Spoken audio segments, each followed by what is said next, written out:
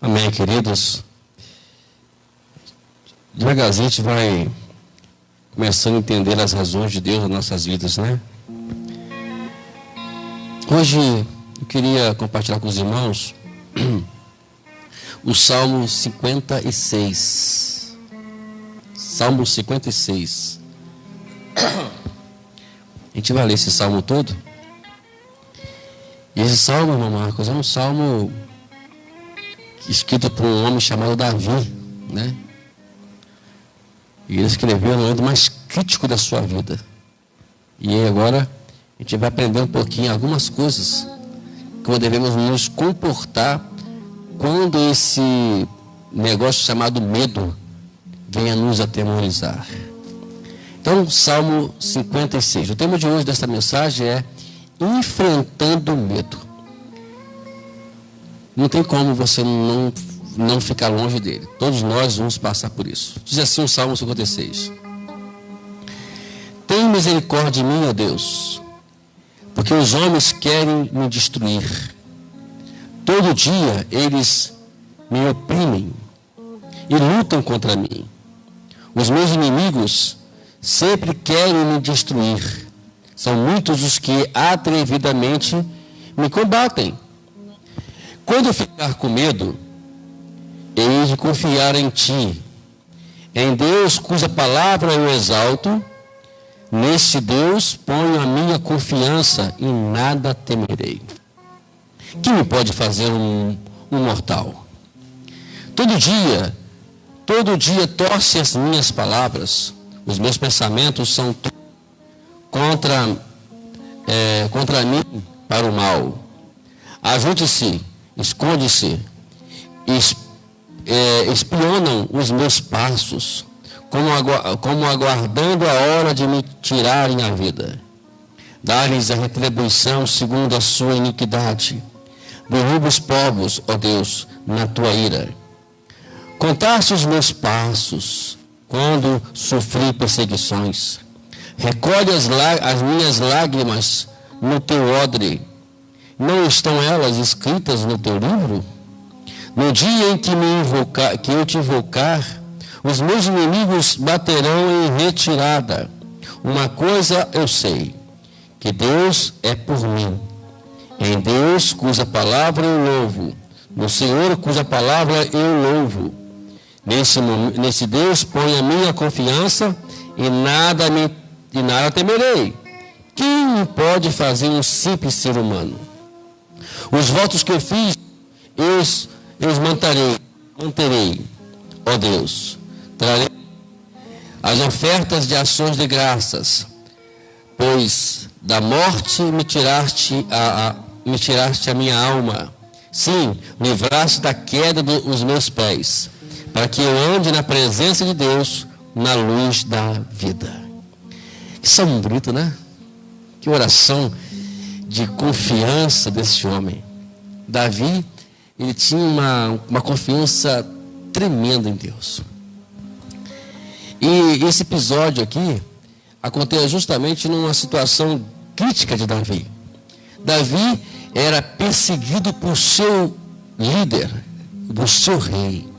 Saul queria matar Davi, de todas as maneiras. O ciúme, né, como corroeu ou entrou de uma forma tão destrutiva dentro de Saul, que tudo que Saul queria era matar Davi, porque ele pensava que Davi queria tomar o reinado dele. Na verdade, quem tomou o reinado dele foi ele próprio, né? Com seus erros, com as suas atitudes, com a sua desobediência a Deus. E Deus retirou o reinado que estava sobre Saul, e não mais Deus o via mais como rei de Israel. Por mais que ele estava lá reinando em Israel. E Davi foi um homem agraciado por Deus, ungido por Deus. E por essa unção, eu sempre falo que a unção, quando alguém é ungido por Deus, ele recebe de Deus uma autoridade. E essa autoridade leva a uma confiança imensa. Tanto que ele enfrentou Golias. Ele tinha mais ou menos seus 1,60 m uns pouquinhos, né? Segundo nos informam nossos amados irmãos teólogos, né? E ele E esse homem, Golias, tinha quase 3 metros de altura. Era praticamente quase o dobro de Davi. E além de tudo isso ainda, dele ter esse tamanho todo, ele era uma pessoa que tinha experiência em guerra. Era um homem que tinha uma experiência larga em guerra, e Davi não tinha experiência nenhuma em guerra. Ele nunca lutou, nunca foi soldado de exército nenhum. Olha a diferença, né? Não pode agora alguém vencer alguém dessa forma, somente com Deus. Então nós conhecemos a história, e Davi venceu Golias. Então agora Davi, sendo perseguido por Saul, ele agora vai se esconder com os seus piores inimigos também. Olha só, ele tem um inimigo, que é alguém que quer matar ele, e ele é obrigado a se alojar na casa de inimigos.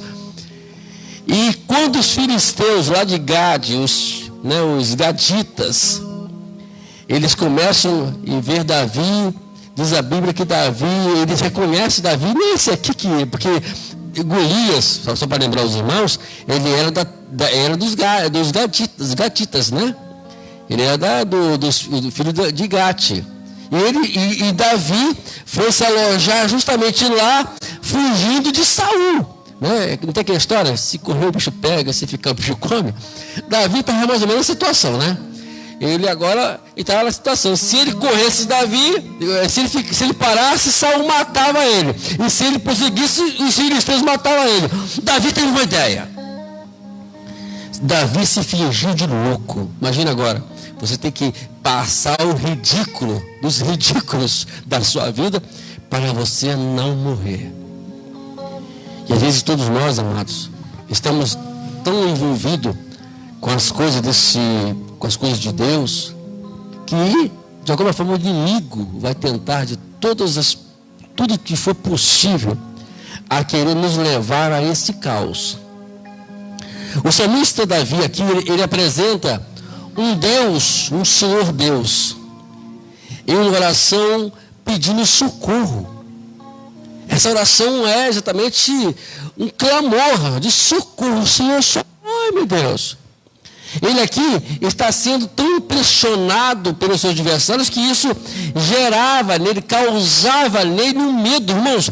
Não é porque às vezes a gente tem pessoas que acham que eu confio em Deus, né? Mas na hora do confronto, na hora do embate, do combate, ele vai sentir medo. Né? Não tem aquela história que o cara fala que não tem medo, né, Marcos? Não tem medo, não. Aí ele passa em frente ao cemitério. Quem de nós que já passamos por isso já, né? Aí vem uma folha lá, o vento, ele dá uma balançada na folha. Ninguém cai fora. Ninguém cai fora com medo. Qualquer barulho. Né? Você vê que, às vezes, você está dentro de casa, de repente te falta luz. Vai vir esse temor dentro de nós. Por mais que você tenha um caminhão de experiência que for largamente a experiência que você tiver, mas você vai sentir esse temor. Imagine Davi agora, vivendo esses momentos difíceis, correndo do seu rei, e agora se alojando numa casa, em um lugar onde eles eram seus inimigos. E bem atrás, ele tinha matado justamente o seu guerreiro, chamado Golias. E olha só que situação. Ele se fez de morto e Deus socorre ele. De alguma forma, Deus trabalha ali de uma forma extraordinária na vida de Davi, que ele não consegue matar Davi. E nós podemos ver aqui que no versículo 1 até o versículo 4, nós podemos observar que mostra aqui a maneira que se comporta alguém que está sentindo medo. Olha só, ele fala: tem misericórdia de mim, ó Deus, porque os homens querem me destruir. Todos os dias eles me oprimem, isto é, na Septuaginta, isto quer dizer o seguinte: eles me pisoteiam, eles me humilham e lutam contra mim. Não tem aquela coisa que tudo tem fases da nossa vida que as coisas sempre estão contra nós? Né? Tudo que nós fazemos, tudo que nós falamos, tudo é contra nós. E Davi está vendo isso. Ele fala ainda no versículo 2: os meus inimigos sempre querem me destruir. São muitos os que atrevidamente me combatem. Gente, são muitos, eu não tenho poucos inimigos, não. E sempre vamos lembrar que existe uma legião de demônios. Quero lembrar vocês aqui, que estão querendo ou estão cogitando 24 horas para poder nos destruir, acabar conosco, com a gente. Existe isso. Ele vai tentar de todas as maneiras possíveis, até usar até aqueles entes queridos nossos, aqueles que nós nunca imaginávamos que iria se levantar contra nós. Mas pode ser que vai acontecer isso. E às vezes, por falta de vigilância, as pessoas começam a fazer isso. E quando alguém se depara com esse medo, depara com isso, ele começa a pensar, agora eu tenho que tomar atitude. Jesus Cristo, ele disse uma coisa muito legal para a gente. Ele disse assim, olha, venham a mim todos vocês que estão cansados e sobrecarregados, e eu vos aliviarei. Então a certeza que nós temos de tudo é que nós temos alguém que veio para poder aliviar as nossas cargas, que é Jesus. É tanto que lá no capítulo 5, versículo 12, se não vai a memória de 1 João, fala, quem tem um filho tem a vida, isto é, ele está vivendo prazeroso, vivendo com alegria, com satisfação. Mas quem não tem um filho, conclui o versículo, não tem a vida, isto é, ele vai viver constantemente oprimido e pisoteado. Então, se nós temos Jesus, quando nós deparamos com isso, nós vamos ter a certeza que Deus, é por isso que no versículo seguinte, a gente vai ver aqui, a partir aqui do versículo 5 até o 9, você vai observar que Davi agora começa a fazer uma oração, demonstrando a sua extrema e total confiança em Deus. Aí ele fala, quando eu ficar com medo, no versículo 3, ainda no versículo 3 ainda, quando eu ficar com medo, eu hei de confiar em ti. Olha que coisa linda. Por mais que às vezes, ele não falou que não vai ficar com medo. Não existe homem que não tenha medo. Às vezes ele quer usar a sua, sabe, aquele machismo dele, para poder enfrentar isso, enfrentar aquilo, mas de alguma forma vai vir no medo. E ele fala que quando eu estiver com medo, eu vou fazer o quê? Eu vou confiar em ti. Então ele está dizendo aqui que, ensinou para mim, para você, para todos nós aqui, que quando nós depararmos com medo, ou nos confrontarmos com medo, quando nós depararmos com ele, a única coisa que nós temos que fazer agora é que confiar em Deus. Que ele estava ali entre os filisteus, e agora é o seguinte, a única solução agora, naquele momento, era o quê? É ele confiar em Deus. Não tinha outra. Não tinha mais alternativa. E ele confiou no Senhor, o Senhor deu vitória para ele. E aqui ele fala, ele conclui no versículo 4, dizendo, em Deus, cujas palavras eu exalto, nesse Deus que põe a minha confiança, em nada temerei. Aí ele disse, que me pode fazer um mortal? Quem confia em Deus não tem medo de mortal. Porque não pode fazer nada para você, a não ser que Deus permita. Essa é a vantagem de nós confiarmos em Deus. De nós termos Jesus, é que mesmo que a gente venha enfrentar tanta adversidade, o mortal não vai fazer nada. Aí, ele começa a fazer essa oração. A partir do versículo 5 em diante, ele agora começa a falar sobre momentos que sempre vão se levantar contra nós. E os métodos desonestos que qual vamos enfrentar nesta vida. Não tem aí? Não adianta nós queremos dizer que infelizmente vamos passar por isso.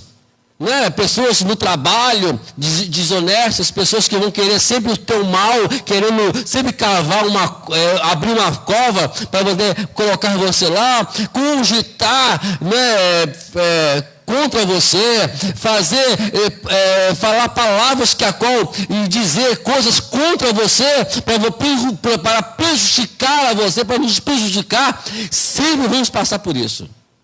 Por isso que às vezes, muitas pessoas querem trabalhar autônomo, né? Que quando você trabalha para você, você tem essa vantagem, mas também tem essa desvantagem, porque também vai ter aquele que vai querer cravar você. Aí você vai com o orçamento, que está aqui, nossos dois amados irmãos que trabalham autônomo, né? Não tem essa coisa? Que você trabalha ali, aí você dá um preço, aí outro vai lá, né? Outro vai um preço menor, só para poder prejudicar você. Não acontece isso? E vamos deparar sempre com isso. Querer tirar a nossa paz. O objetivo maior ao diabo usar essas pessoas é justamente tirar a nossa paz. A nossa paz. Aí ele começa a dizer, olha só, olha o que diz o versículo 5. Todo dia torce as minhas palavras. Quer dizer, eles querem dizer coisas que eu não falei. Querem falar que coisas que os meus pensamentos são... Os seus pensamentos, na verdade, são todos contra mim e querem o meu mal. Todos sabem fazer o mal. Irmãos, infelizmente, nesse mundo, enquanto estivermos nesse mundo, nós vamos nos deparar com isso. Mas ele prossegue aqui, no versículo 8, falando sobre como que se Deus contasse as lágrimas, gota a gota disso. Olha, não, versículo 6 ainda, eu estou prosseguindo aqui, olha. Ajude-se, esconde-se, como aguardando a hora até de me tirarem a vida. Sabe que aquela coisa que as pessoas querem, de qualquer maneira, olhar para você e torcer para você ao contrário, sempre querendo que você não progride, que você não prospere, mas Deus, ele fala, é justo e vai honrar aqueles que o servem com confiança. Ele fala assim no versículo 7, dar-lhes a retribuição, segundo a sua iniquidade. Derruba os povos, Deus, na sua ira. Deixa Deus agir. Confie em Deus. O que Deus ele quer de mim, de vocês, é simplesmente que nós simplesmente confiamos nele e deixa que ele vai fazer. Quantos de nós aqui, que alguém quer se levantar contra nós e não prosperou? Não prospera, amados. Nunca vai prosperar. Aí no versículo 8 em diante, ele começa a falar sobre algo que Deus tem feito a seu favor, né? Ele fala, Deus, ele fala assim, contaste os meus passos quando sofri perseguições. O Senhor contou nossos passos, ele estava ali juntinho conosco, sabe? Andando conosco quando estávamos passando perseguições. Senão, eu não estaria aqui, vocês não estariam aqui. Se nós estamos aqui para ouvir isso, é porque o Deus fez isso na vida de vocês. E melhor, olha que ele prossegue aqui. Ele recolhe as minhas lágrimas no teu odre. Não estão elas escritas no teu livro? Cada lágrima que nós soltamos, Deus ele recolhe com carinho. Não que lá no céu tem lá um vidrinho, muita gente dizia isso, não se lembra disso. E aí Cavala dizia que eu tive uma revelação do céu. Né? Eu já vi muito isso. Que lá estava o Senhor com um vidrinho na mão, cheio de lágrimas. Mentira. Deus não vai se preocupar com isso. É tudo conceito espiritual, é tudo um conhecimento espiritual, tudo uma forma espiritual de Deus mostrar para nós o cuidado que Ele tem conosco. Né? Então ele usa aqui, né, o Davi, ele fala, ele recolhe a minha lágrima, isto é, ele sempre está cuidando de mim, ele está vendo quando eu choro, quando eu lamento, quando eu estou ali naquela situação difícil, ele está comigo, colhendo as minhas lágrimas e escrito no seu livro, porque lá quando chegar lá, ele vai estar lá escrito, fulano sofreu, mas ele venceu. Ele venceu. E aqui está. O que era o odre? O odre, na verdade, antigamente, era um objeto, tipo um recipiente, tipo aquele que a gente carregava no quartel, né, Silvio? Que as pessoas levavam para guardar água e outras coisas mais. Principalmente água, como no deserto, na verdade, o deserto lá é deserto mesmo, não é coisa pouca não. Esquenta muito. Tem que ter água. Então eles guardavam. Então é como que ele fala assim, você vai guardar minha lágrima no teu odre, para que o Senhor venha lembrar dos meus sofrimentos. Sabe que isso que significa para Deus? Aí, ele dá uma sequência aqui sobre isso. O cuidado que Deus tem conosco. Quer ver como Deus cuida da gente? Mateus 10, 30, diz assim: E quanto a vocês, até os cabelos da cabeça de vocês estão todos contados. Deus, você já conseguiu contar os fios de cabelo de vocês? Acho que é impossível, né? Imagina as mulheres, né, Marcos? Senão acho que já está perdendo alguma coisa. Né? O Silvio, então, misericórdia. Ele já está.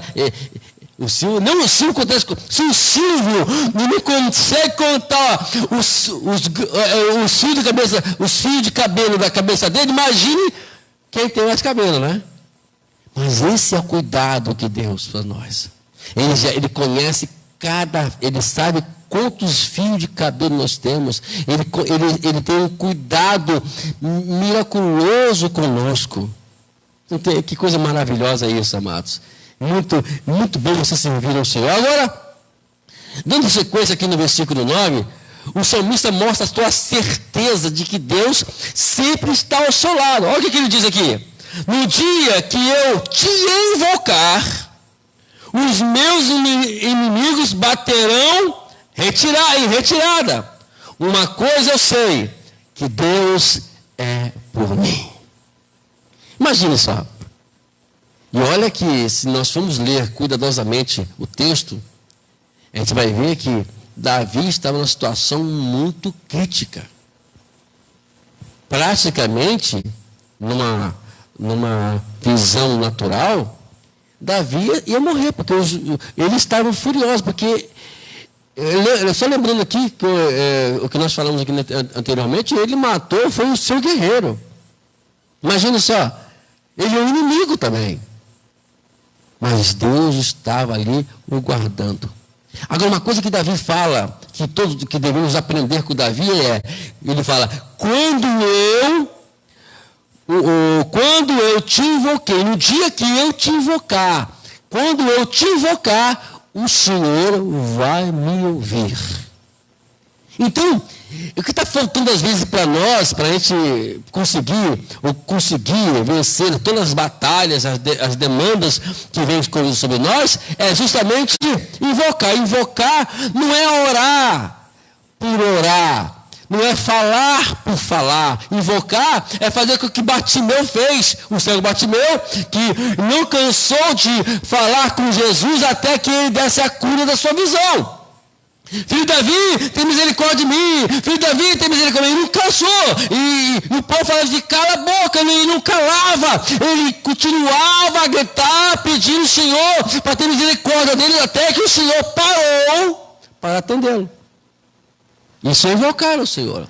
Invocar é o que fez aquela mulher cananeia, né? Que ela estava com a tua filha endemoniada na sua casa, mas ela não perdeu tempo. Começou a gritar, Senhor, misericórdia, minha filha está endemoniada, cura ela, liberta ela, Senhor. E aí várias coisas ali aconteceu, mas ela continuou clamando ao Senhor, invocando a Ele. E Ele atendeu o seu pedido. Então, o que está faltando hoje é isso. Porque isso acontece às vezes, amados, é que a gente começa a falar algo para Deus, ou pedir algo ao Senhor, mas a gente deixa para lá. Não. Faz a experiência. Se nós estamos precisando de alguma coisa, fale com Ele todos os dias, incansavelmente. Sabe o que significa oração? Oração é simplesmente uma dependência. Só ora quem depende de Deus. Para quem não depende, não vai orar. Mas se você depende dele para sobreviver nesta terra, neste mundo, Precisamos orar continuamente. Continuamente. E aí ele prossegue, né? Aí nós temos alguns textos aqui interessantes, por exemplo, Jó. Todos nós conhecemos a história de Jó, das suas mazelas, da sua situação difícil, perdeu tudo que tinha, perdeu seus 10 filhos, perdeu até a sua saúde, mas ele disse lá no capítulo 19, versículo 25, assim: porque eu sei que o meu Redentor vive e por fim se levantará sobre a terra. Eu sei que ele vive. Eu estou aqui na situação, quem poderia dizer, mas você está aqui, mas você está aí nessa miséria, mas eu sei que ele vive, ele vai se levantar e vai me tirar dessa situação. E aí, enfim, isso aconteceu. O salmista disse lá no Salmo 20, versículo 6 assim: agora sei que o Senhor salva o seu ungido e ele lhe responderá do seu santo céu com a vitoriosa força da sua mão direita. Nós temos ciência disso? Você está ciente que ele é o Deus que se você clamar, ele vai te clamar? Está aqui, o salmista fala que ele vai responder. Paulo estava preso e tudo estava próximo dele ser decapitado, martirizado, morto. Ele disse assim para o teu filho na fé, chamado Timóteo, lá na 2 Timóteo, capítulo 1, versículo 12. Por isso estou sofrendo tais coisas, mas não me envergonho, porque sei que em quem tenho crido, e estou certo de que Ele é poderoso para guardar aquilo o que me for confiado até aquele dia.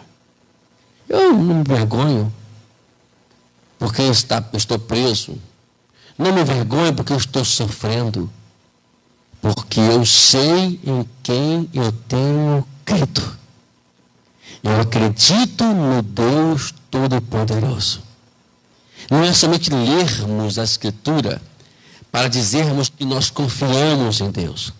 Porque se fôssemos, ser aqui questionado, dizer assim, que confia em Deus, todos nós, até o pessoal lá, dos meus amados irmãos do YouTube, do Facebook, irão dizer o seguinte: pastor, eu creio. Mas a questão de que se eu creio ou não vai ser quando eu estiver dentro da adversidade. Qual é o meu comportamento quando eu estou na adversidade? Qual é o meu comportamento quando todos estão contra mim? Qual é o meu comportamento, a minha atitude quando as coisas não estão funcionando como deveriam funcionar? É o que vai determinar se eu creio ou não em Deus. E aí, no versículo 10 em diante, ele fala aqui no versículo 10 em diante sobre a promessa que Deus fez a ele. Então, quando nós temos essa promessa, ou nós temos ciência dessa promessa, a primeira coisa que eu e vocês devemos fazer é agradecer ao Senhor. Olha o que ele fala aqui: os votos que eu fiz, eu os manterei, ó Deus. Trarei as ofertas de ações de graça, versículo 12. Isso quer dizer, o que é oferta? Tudo culto, na verdade, eu ia falar aqui inicialmente, mas deixa eu falar agora. Todo culto deve ser sempre ações de graças, uma oferta de ações de graça. Quando nós vamos para a igreja cultuar o Senhor, nós temos que ofertar a Ele de uma forma agradecendo. Todo culto, na verdade, é um culto de graça. Deve ser, vamos dizer assim, em tese, deve ser um culto de ação de graça. Por mais que às vezes nós não fazemos ou nos comportamos no culto dessa forma. Mas os cultos, na verdade, tem que ser um culto de ações de graça, de agradecimento. Hoje é domingo. Você imaginou o que você já passou durante toda essa semana aí?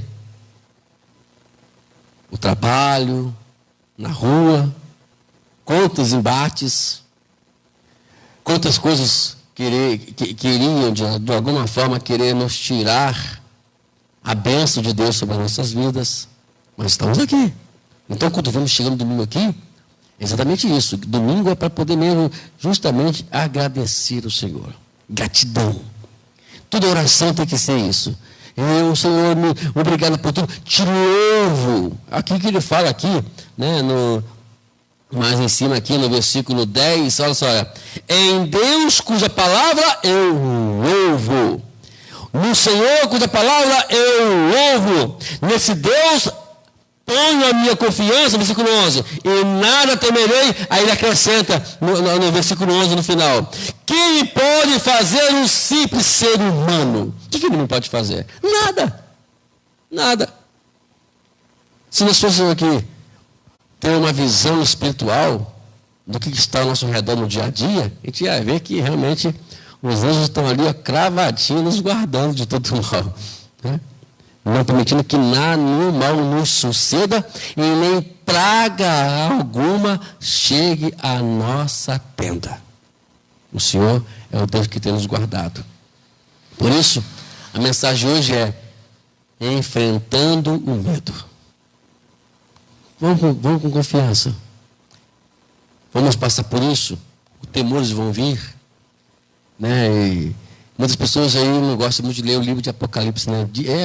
Parece que eu não vejo nada de mal no Apocalipse. Eu não sei como que eles têm medo de ler o livro de Apocalipse, né? Tem nada de mal. Primeiro que quem teme a Deus não vai passar por nada daquele negócio ali, né? Não vai ser oprimido pelo diabo, né? Então, não seja problema do medo, né? Tem que